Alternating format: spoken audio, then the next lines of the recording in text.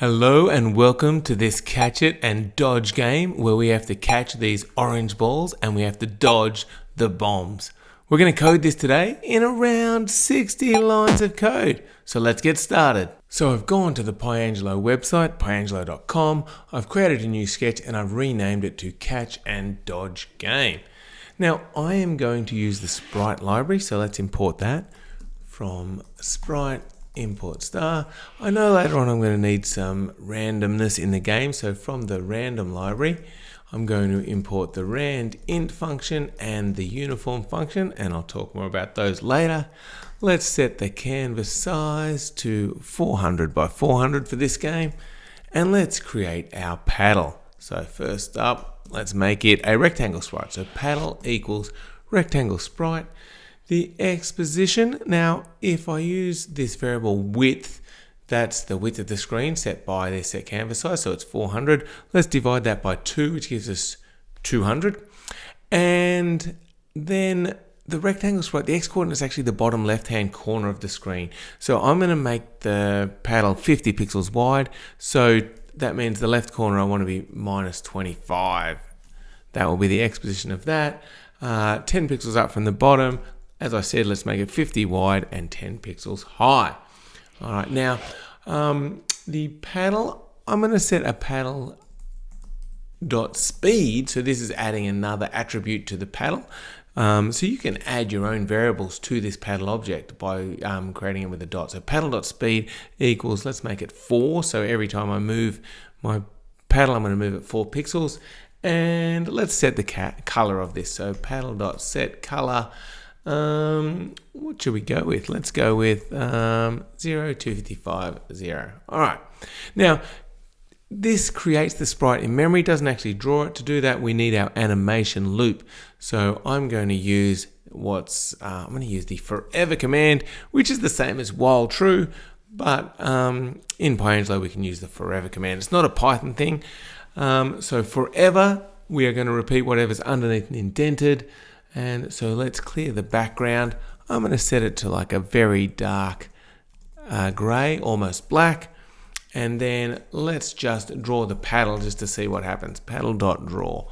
Okay, let's run that. And there we have it. And there's our paddle drawn there. Awesome. All right, now we want to be able to move the paddle. So I'm going to do those move commands before I draw it. That way, if we update its position, we'll draw it as soon as we've updated it, and that will be good. So I can move the paddle by checking if we've pressed a key. So I can go if is key pressed, and let's use the WASD keys, or in this case just the A and the D keys. So if they press the A key, I want to move the paddle to the left. So I do paddle.move by, and we'll move it to the left by negative paddle.speed, which we created up above, which was 4. So it'll move it minus 4, so 4 to the left.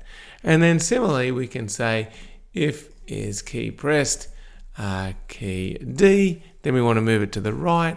So we will do paddle.move by, this time a positive paddle.speed. And I forgot up above, we need to tell it how far in the Y direction to move. We want it to move 0. So now I should be able to move my paddle. Oh, but it is not working. What is happening? Oh, I know what's happening. Because I'm moving it by 4, it's moved it too far off the screen. What I need is at the bottom of this animation loop, a sleep for 1/60th of a second, just to give the program time to catch up. All right, so now we have our animation loop, and there, look at that, there is our paddle moving across the screen as I hit the the A and the D keys. Great. All right, we're making some good progress. Now let's look at the ball. So we've created the paddle. Let's create the ball. So I will stop this code from running so I can edit the code. And let's get started. So the ball, I'm going to make that, the ball is equal to a circle sprite. And with the circle sprite, we specify the X and the Y. So let's do the width divided by 2. And let's do the height of the screen. And let's make it have a radius of 10 pixels. And then I'm going to do ball.speed. So I'm creating a new attribute called speed that's associated with the ball object. And ball.speed, well, let's set that to I'm going to set it to -3 because it's going to come down the screen. And then we can set the color of the ball as well. So ball.setColor, and let's make it, yeah, that looks good. All right. Now, again, let's see if we can draw the ball. So I'm just going to go ball.draw. And here we go. Let's see. Yes, there's the ball there. All right, let's make it move. So, and again, we probably should make it move before we draw it so that in the frame we're in, it'll be up to date. So I think we want to just have the ball coming down the screen every frame. So let's do that. So ball.move by 0 in the X direction, and let's move it down the screen. So ball.speed. So this time the Y is the one we're changing because we're going to have it coming down the screen. All right, let's try that. All right, great. But notice it goes straight through our paddle and straight off the bottom of the screen and keeps going on forever. So a couple of things there. If it goes off the bottom of the screen, we want to respawn it up the top of the screen. So let's do that. So after we've moved it, we can say if the ball.y is less than, now if we said 0, then let's just break out of the loop here so we can see what would happen. Is less than or equal to 0. So if we run this now, look what happens. Oh, but we hadn't drawn the ball. Let me just draw it first so you can see where it is. Ball.draw. So if we do this, it comes down, and when it's gone off the screen, oh, I forgot the brackets. Ball.draw with brackets. Here we go. This time it should work. Yes, see the ball there? Because the X and Y positions of the ball is the center of the circle, when that's 0, we've still got the radius above showing. So we need it to be below the bottom of the screen by the ball's radius. So instead of saying if it's less than 0, we should say if it's less than minus ball.radius. Then it's actually gone off the bottom of the screen. And so instead of doing this here, if it's gone off the bottom of the screen, I want to respawn it up to the top. So I'm going to say ball.move to, and I want it to be in a random position. So I can say rand int between, I don't want it to be right on the left edge of the screen here, because again, 0 would mean half the ball was here. So maybe I put it over by the ball.radius. So that way it would be right on the edge of the screen. Yeah. So, and then I want it to be at the top of the screen. So the height plus the ball.radius. So it'll actually start off the top of the screen and come back down. So now when it goes off the bottom of the screen, oh, it looks like we got an error here. Let's check it out. Randit takes exactly 2 arguments, 1 given. Okay, let's check that out. Oh yes, the randint needs a minimum and a maximum. So the minimum is, in this case, 10, because that's the radius of the ball, and the maximum should be the width of the screen, which is currently 400, minus the ball.radius, because I don't want it to be at 400 or it will be sitting on the edge of the screen. All right, let's try that. Okay. Yeah, good. And now when it goes off the bottom of the screen, it's reappearing at a random position. It looks the same here, but look, yeah, I think it is actually a random weight up. Yeah, there we go. Excellent. All right, next up, let's make sure we can catch the ball. All right, so here we go. We can say if the ball dot overlaps the paddle, then we want to also move the ball up to the top. So we can do the same thing as this. Let's just copy this line of code and we can do that. Excellent. Now, if we wanted to change some of these things, it might be good to have a different function that respawns the ball. So what we could do is we could create a define respawn, and we pass in the ball object. And then what we do is we paste in this line of code here, ball.move to there. That would work. And then here we can just say, instead of all this, we could say respawn the ball. There we go. And again, same with all this. Let's delete all that and just go respawn the ball.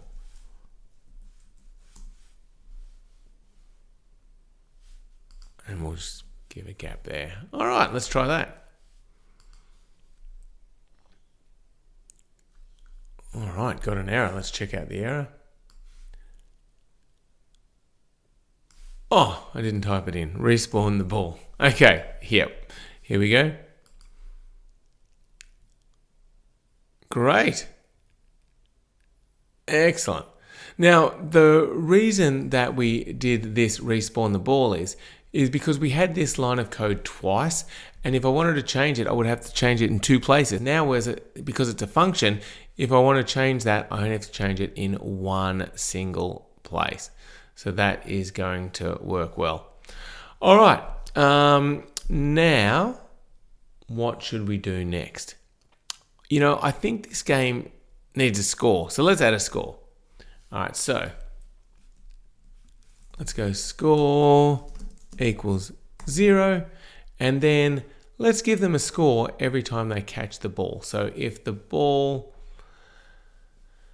overlaps the paddle, respawn the ball and say score plus equals 1. That will add 1 to the score. And then if the ball goes off the bottom, I think there should be a penalty. So if the ball goes off the bottom, let's say score minus equals, let's 5. Let's make it a serious penalty. So the score will go down by 5 if it goes off the bottom of the screen. Okay, and then what we want to do is actually show that here. So let's go fill, and maybe we can make it a red, and then we'll say text. And you know what? I think we should have a high score as well. But let's just do the score first of all. So score, and then we will, the score is an integer, so we need to turn it to an int. Oh, sorry, the score is an integer, so we need to turn it to a string so we can concatenate it together with the word score. And then we need to show the position of it. Let's do the width minus 150, the height minus 30 pixels, and make it 25 pixels in size. Okay, that should be good. Let's see what we have now. I got the score, yep. Great score. Every time I catch it, it goes up by 1. If I miss it, it goes down by 5. Ooh, that's a tough penalty. All right, this is looking good. Now, like I said, let's add the high score. Why not? So, we've got the score, and let's go high score is also equal to 0. And here, when we increment the score, we should check if the score is now greater than the high score. Then let's set the high score equal to what the score currently is. And then down here, we can copy this line of code and we can show the high score. So instead of just score, we want to show the high score. And let's just put this as high. Yep. And then instead of the width, let's just make it at 20 pixels across. Height minus 30 is right, same font size. Okay, so now, yep, here's the high score, and excellent. Now, they're always going to be equal, but if it goes to minus 2, now the high score was at 3. Yeah, that's good. Excellent. Like that a lot. But this one here, I did a mistake, didn't I? I reckon this should be high minus 30. Yeah, now that looks much better. Excellent. All right. Now, one thing I don't like is that the ball just comes straight down. I reckon it would be better if it came at an angle. So we can choose the angle. Now, if it came, let's have a look. Ball moved by. We're moving it by the ball speed. So it's coming down and the ball speed is currently minus 3. So it comes down by 3 pixels. If we had it going down by 3 and across by 1, it would sort of be coming at an angle. And I think like that 1 pixel to the right or 1 pixel to the left, which would be -1, is the way to go here. So what I'm going to do is I'm going to create another variable on this ball. So ball dot, let's just call it dx, delta x, the amount of change in the x-axis. And that's going to be equal to, let's use this uniform function, which will pick a random number between the two values. So -1 and 1. So it could pick -0.75. It could pick 0.63. So that will give us a good range that we can use. And then when we're moving this ball, we don't just move it 0 in the x, we move it by whatever ball dx is. And so now let's see, it should start and randomly moving to the side. And that is good, except occasionally, it's not changing, it's always staying the same, and it's gone off the screen. So couple of things. We need to make sure that it can't go off the screen, so we need it to bounce off the wall. So let's add that in. So after we've moved it here, we need to check if it's gone off the wall. So check if colliding with wall. So if the ball.x is less than the ball.radius, that will mean it's actually hit the edge of the screen, the left edge. So let's check if colliding with left edge. If that's the case, then we want to change that. We want ball.dx to equal the ball.dx times -1. So it will switch to the other direction. And if the ball.x is greater than the width of the screen minus the ball.radius,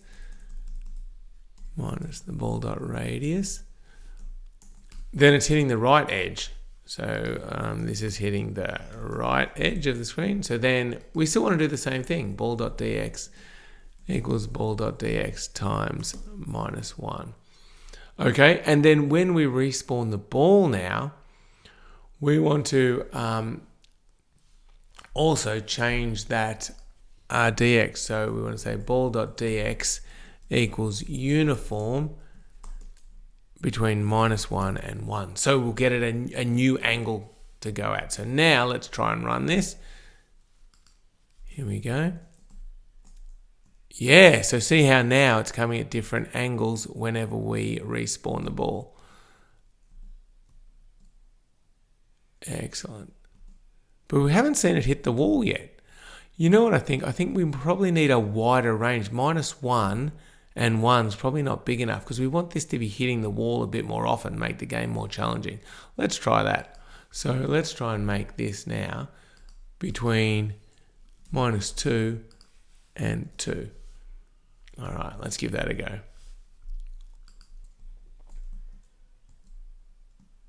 All right, I'm hoping now. Yeah, see that bounce off the wall? That is much more fun. All right, I like this now. Okay, and also I think we need some sound effects here. So some sound effects would be ideal. Let's add some of those. So in the asset library on PyAngelo, we can go to sounds and you can hit the play to see what some of these are. So there's a collision. Oh yeah, I like this hit sound. I reckon that's the hit sound should be when it goes off the wall. So I'm going to copy this and then let's load the sounds up above. So I'm going to call it hit equals load sound and we paste in double quotes the name of the file and that loads it, and then we can just do play sound whenever we need it to happen. So when we hit the wall,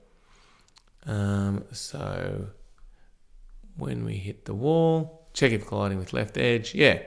And you know what? I think I can simplify this. If the ball.x is less than the ball.radius or this happens, then we can just and then check if colliding with edges. And then here we can also just go play the sound, and I called it hit. So now we should, let's wait for it to hit the wall. Oh, it's not hitting the wall. Come on, randomness. Oh, there we go. Yeah, and yeah, I heard that sound. Great. Yeah, excellent. And now we should have a sound when we catch the ball. So let's look at, yeah, maybe the blip is good when we catch it. I like that. So let's use that one. And same thing, we're going to load the sound. So up here, I'm going to call it catch equals load sound, and we paste in this one. And then when we catch it, which is when the ball overlaps the paddle, we get the score, and we can hear play sound catch. All right, let's try that. Yes. All right. Good, good, good. And then when it goes off the bottom of the screen and we lose, we should also play a sound. Well, that's a, yeah, maybe this collision. And I'm going to call this one missed. So, new line, missed equals load sound, and paste that in. And then when it goes off the bottom, yeah, this is the point here, we can go play sound missed. And so now if I miss it, let's start it. Yeah, we get that. Cool.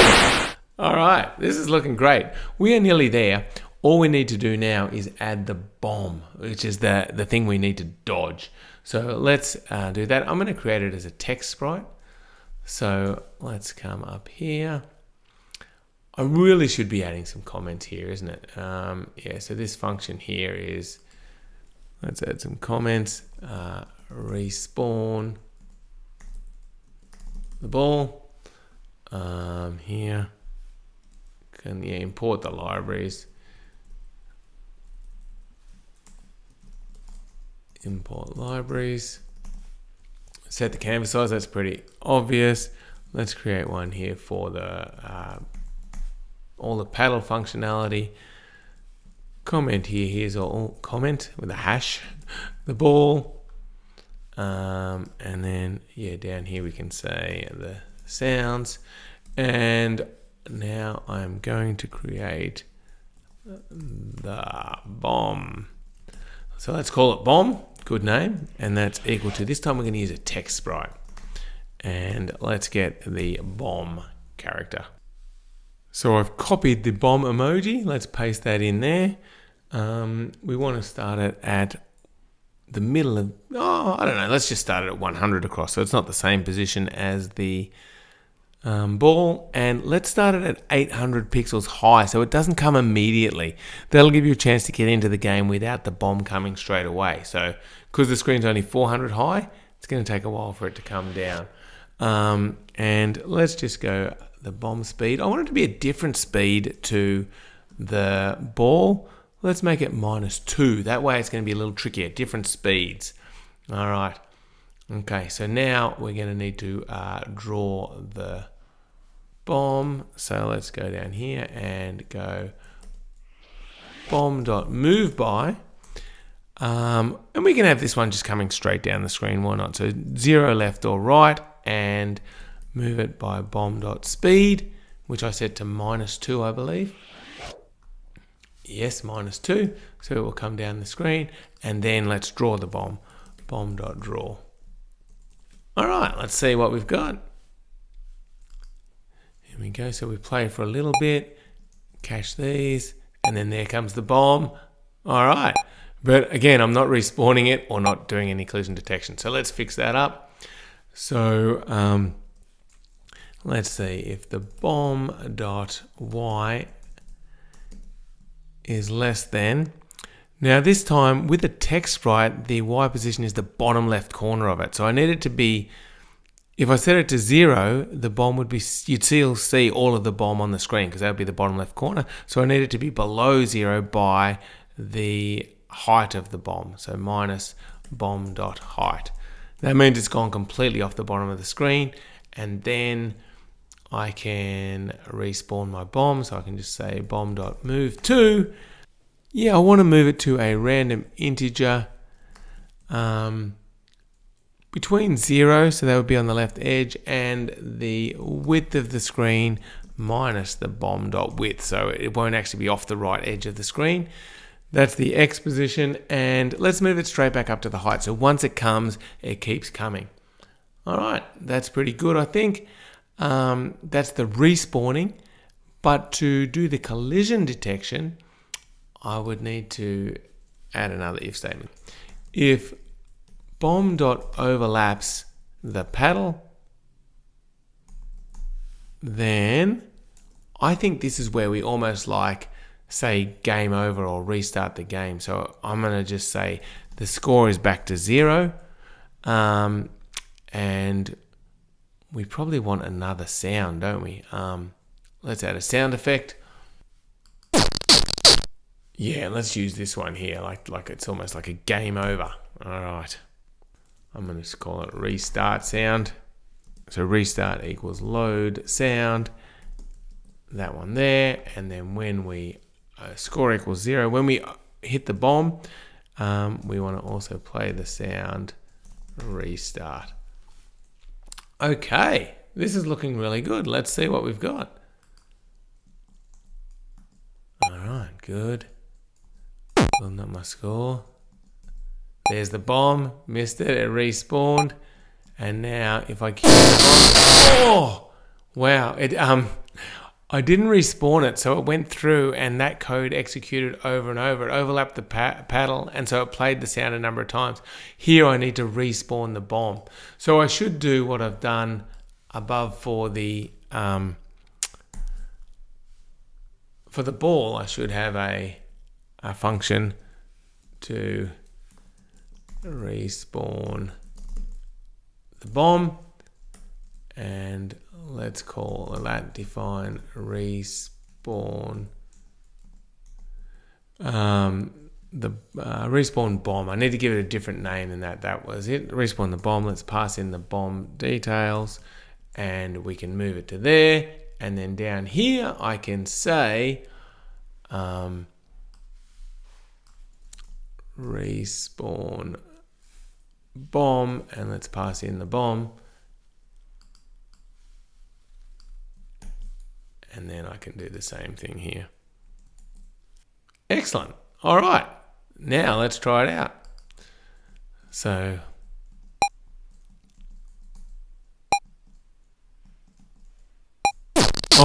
yep, and there's the sound effect, and the high score is working as well. Notice. Oh no, I missed it. Let's see if I can beat the high score. Oh, that was tricky. Yes, there we go. New high score. Awesome. All right, this is looking really good. I am happy with this now. Okay, so I've got a few challenges for you. Can you add multiple balls? That would make it harder as well. So more than one at one time. You could use lists and then loops to manage those multiple balls. You could add more bombs. You could even customize the emoji that is. So every time it goes up to the top, maybe it's a different emoji that shows. And you could have different points for different types of balls. You could increase the difficulty over time. So maybe it gets faster, or more balls come at different times. You could add a timer, maybe how many balls can you catch in 60 seconds. Instead of setting your score back to 0 when you hit the bomb, maybe you could have lives and you could show some hearts, and then as you lose your lives, those hearts go down. Adding background music would be cool. And then, maybe make the ball flash or change color when it's caught. Some of those things could be cool. Try those out, and if you do make a better version of it, show me the link in the comments. I really look forward to seeing it. Anyway, thanks for watching, and hopefully you enjoyed this catch it and dodge it game.